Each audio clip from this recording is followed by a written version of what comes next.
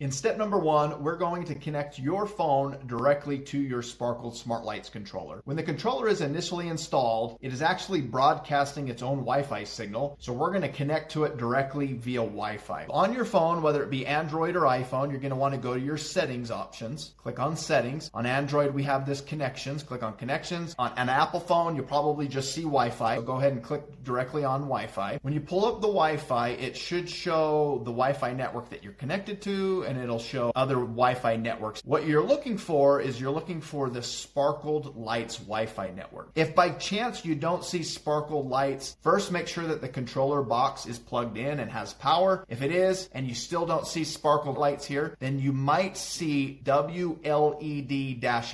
If you see WLED-AP, that also works. But in this case, we have Sparkled Lights. We're going to click on Sparkled Lights. It does require a password. The password is all lowercase SPARK, Spark, and then 123. So Spark 123. If you are trying to log into the WLED-AP Wi-Fi network, the password would be WLED1234.